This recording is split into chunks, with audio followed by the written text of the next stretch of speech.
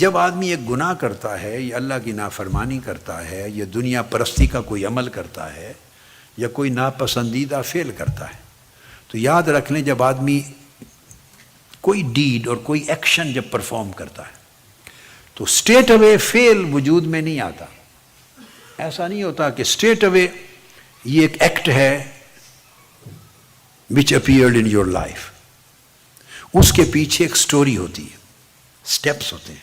جب آپ کوئی کام کرتے ہیں، you perform any act, so behind that act there are 10 stages جس سے وہ فعل، وہ ایکشن گزر کے آتا ہے، through those 10 stages گزر کے آتا ہے۔ سب سے پہلا الخاطر کہتے ہیں اس کو۔ کیا؟ خاطر۔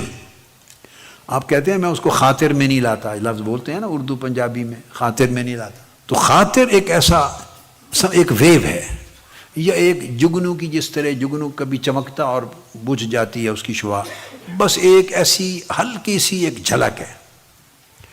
آپ کوئی چیز دیکھتے ہیں، کوئی خواہش کرتے ہیں، کسی پہ نگاہ ڈالتے ہیں، کسی کا شوق کرتے ہیں، اور لوگوں کو کوئی معاملہ دیکھتے ہیں، کوئی طلب پیدا ہوتی ہے، کوئی میٹر دنیا میں رہتے ہوئے، تو ایک خیال ہوتا ہے جو گزرتا ہے آپ کے دل سے۔ آپ بات کو سمجھ گئے؟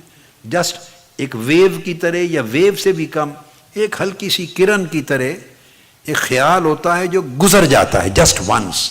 اور اسی سے عربی اور اردو میں خطرہ کا لفظ بھی ہے۔ خطرہ ایک فیئر ہوتا ہے نا، اور وہ فیئر ابھی کوئی اس کی ایگزسٹنس نہیں ہے، ابھی بس ایک خوف سا ہے، ایک خوف کا ایک ہلکا سا ایک موہوم سا خیال ہے جس کو آپ خطرہ کہتے ہیں کہ مجھے خطرہ محسوس ہو رہا ہے۔ اب کوئی پکڑ لے کو دکھاؤ کیا ہے تو آپ بیان نہیں کر سکتے، بس ایک خیال ہے جو گزرتا ہے۔ خطرہ بھی اسی سے بنا ہے، اس کا علاج نہیں کرتے ہم، کبھی نوٹس نہیں لیتے۔ یہ جو خیال گزرا ہم ایسے جھٹک دیتے ہیں، کبھی نوٹس نہیں لیتے اس کا کہ یہ کیوں گزرا، اس نے آپ کا دل و دماغ کیوں چنا۔ کوئی کمزوری تو اس نے پائی نا، کوئی جگہ انٹر ہونے کی تو پائی نا۔ اگر مکمل طور پہ بند ہوتا اور محفوظ ہوتا تو وہ گزر نہ سکتا۔ تو کچھ چیز اس کو کھلی ملی ہے، اس مرحلے پر علاج ہونا چاہیے تھا۔ یہ جو ڈاکٹرز بولتے ہیں کہ ٹریٹمنٹ سے یا میڈیسن بہتر ہے کیئر، واٹ ڈو یو سے؟ Prevention is better than cure.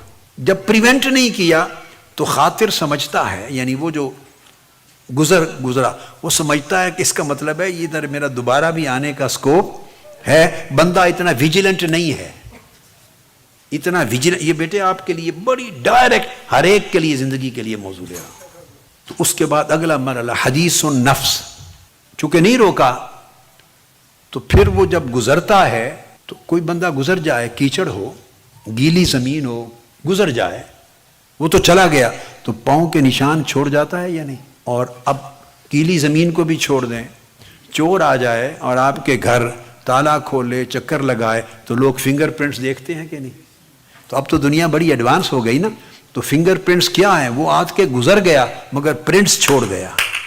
تو پرنٹس کو دیکھ کر لوگ پھر آگے چور تک پہنچتے ہیں۔ تو جو نفس ہے انسان کا، وہ جو گزر گیا تھا خیال، تو کبھی کبھی اس کا خیال کرتا ہے۔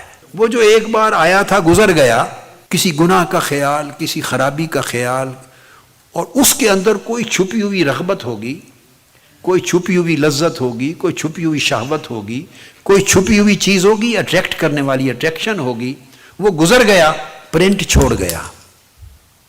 وہ جو پرنٹ ہے، جو نفس ہے، وہ اس پرنٹ کا خیال کرتا ہے، اس کو بار بار دیکھتا ہے۔ وہ جو چیز میموریز میں پرنٹ چھوڑ جاتا ہے، اس کو حدیث و نفس کہتے ہیں کہ نفس میں اس کا پھر خیال آتا ہے، اس خیال کا خیال آتا ہے۔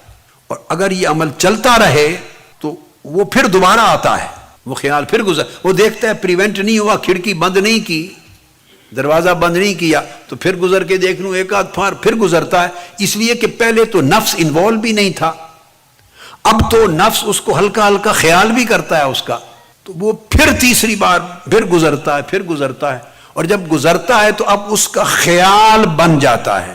پہلے گزر گیا تھا، پھر اس گزرے ہوئے کا خیال آیا تھا، اب اٹ سیلف آپ کے ذہن میں، من میں، دل میں خیال بن گیا ہے۔ اب وہ آف اینڈ آن، یعنی تھوڑا سا फ्रीक्वेंटली अब वो चीज आती है आपकी, उसको कहते हैं मर्तबा हम, अल हम, यानी वो आपको ख्याल बन गया। पहले फकत गुजरा था, फिर उसकी यादाश्त आती रही, फिर उस ख्याल ने थोड़ी सी जगह बना ली। तो वो ख्याल जब कहते हैं ना मुझे ये ख्याल आ रहा है, तो ख्याल की जो ड्यूरेशन है वो ज्यादा हो जाती है। जो रहने लगे थोड़ा थोड़ा उसको ख्याल कहते हैं। जब आया था गुजर गया था, स्टे नहीं किया था उसने, तो वो खातिर था। अब वो थोड़ा सा स्टे करने लगे और नफ्स में थोड़ी सी जगह बन जाए, उसको थोड़े से स्टे की, तो उसको अलहम कहते हैं, जिसको उर्दू में हम ख्याल का लफ्ज देते हैं, वो अलहम। ये रास्ता निकालता है गुनाह, बुराई, मासियत, नाफरमानी और शहवतें और उसकी लज्जतें दुनिया की इस तरह एंटर होती हैं जो आगे अल्टीमेटली दिल को मौत की तरफ ले जाती हैं। वो जो गुजरा था उसको खातिर कहा था। नंबर 2, ख्याल अच्छा लगने लगा। ये ख्याल की सदाए बाज गश्त, एको होती, एको, उसकी जो आवाज है, गूंज, वो सुनाई देने लगी, उस ख्याल की गूंज। वो हदीसो नफ्स हो गई, इंक्लिनेशन बन गई। अब उससे एस्पिरेशन पैदा हो गई, थॉट बन गया वो तेरे अंदर वो ख्याल आ गया, रहने लगा, हम हो गया। अब आगे अल फिक्र, चौथी स्टेज फिर अल फिक्र की है, वो हम के बाद आता है। अब फिक्र कहते हैं, याद रख लें जहन में, कि सोच को सिर्फ नहीं कहते। आम तौर पे हम अफकार के लफ्ज़ को यूज़ करते हैं फिक्र, मगर नहीं, फिक्र डिज़ायर को कहते हैं। यानी उसकी वो जो थॉट थी वो उसकी ख्वाहिश में बदल गया। जब उसकी वो ख्वाहिश हो गई, वो फिक्र, तो उसको कहेंगे डिज़ायर। ये उसकी चाहत बन गई, ये उससे अगली स्टेज है, चाहत बन गई फिक्र।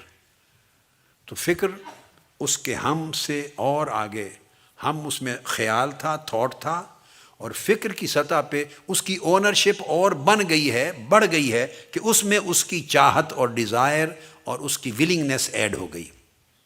डिज़ायर यानी फिक्र काफ़ी ज़्यादा वक्त तक स्टे करता रहता है, उसमें बंदा मुशक्क़त में, स्ट्रगल में पड़ा रहता है। वो ख्वाहिश के ख़िलाफ़ फ़ाइट करता है, उसको निकालना चाहता है, लेकिन चूँकि वो डिज़ायर बन गई होती है, खाली अब वो थॉट नहीं रही। अब इस स्टेज पर ये उस बंदे की गफलत होती है, हमारी सब की, कि उस स्टेज तक उसको आने दिया।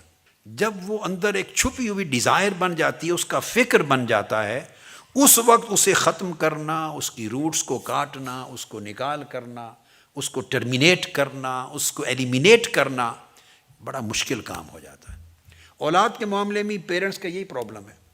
जिस स्टेज पर उन्हें एक ख़ास मॉडल में ढालना चाहिए, जिस स्टेज पे उन्हें तरबियत करनी चाहिए, जिस स्टेज पे उन्हें जायज़ नाजायज़ का फ़र्क सिखाना चाहिए, और तरबियत से उनकी परवरिश, सही नेक परवरिश से उन्हें एक रुख पर लगाना चाहिए, वो स्टेज हम गुजार देते हैं सिर्फ लाड और प्यार में और बेपरवाही में। हुकूक और फ़राइज़ में तवाज़ुन नहीं करते। जब वो स्टेज गुजर जाती है, ये बिल्कुल आपको मिसाल बड़ी आसानी से समझ में आ जाएगी। वही बच्चे बच्चियाँ जब उस स्टेज से गुजर के वो 11-12 साल की एज तक जब पहुँचते हैं, तो फिर बड़ा डिफ़िकल्ट हो जाता है, उनकी आदत बन जाती हैं वो। अब आप उनको रोकते हैं तो वो नापसंद करते हैं, रिएक्ट करते हैं। बच्चे they start understanding, they understand करते हैं, और फिर उनकी डिज़ायर डेवलप हो जाती है, मैंने ये करना है। उससे पहले एक स्टेज थी जब डिज़ायर डेवलप नहीं हुई थी, थॉट थी। माँ रोक लेती है, बाप रोक लेता है उसको, भाई ये गलत थॉट है। वो रिसेप्टिव ज़्यादा थे, उस वक्त जो टाइम था वो गुजर जाता है, परवाह नहीं करते। इसलिए आपको पता नहीं ये बातें याद हैं या नहीं, मगर आपके वालिदैन को याद होंगी, और जो सीनियर्स बैठे हैं इनको तो खूब याद होगी कि मैं हमेशा 80s के वक्त में कहता था, 90s के ज़माने में कहता था कि बच्चे जब उंगलियां पकड़ के चलने वाले हैं उस वक्त उन्हें लाया करो यहाँ। याद है? इस स्टेज पर उन्हें اپنی راہ پر چلایا کرو، ان کا خیال کرو، ان کا خیال کرو، ان کا خیال کرو، ان کی پرورش اس رخ پر کرو۔ جب 10 سال وہ کراس کر جائیں گے، 11-12 سال کی عمر کو پہنچیں گے، تو اس وقت سمجھیں وہ صاحب فکر ہو جاتے ہیں۔ کچی فکر ہے یا پکی، صحیح ہے یا غلط، یہ کویسچن نہیں ہے۔ اب کچی پکی تو دوسرا دیکھنے والا کہے گا نا، بھئی یہ بچہ ہے، اس کو کیا پتا، اس کی فکر ابھی کچی ہے، ذہن کچا ہے۔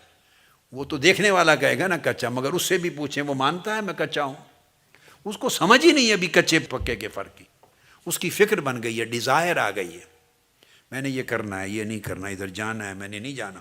اب وہ ماں باپ کے ساتھ چھوٹی چھوٹی باتوں پہ ریزسٹ کرتا ہے، ری ایکٹ کرتا ہے، ضد کرتا ہے، اور وہ سختی کریں تو رونے لگتا ہے، موڈ بناتا ہے یا بناتی ہے۔ اب اس دور میں داخل ہو گیا ہے وہ بچہ اور بچی، ذہن میں رکھ لیں وہ فکر کا درجہ آ گیا ہے۔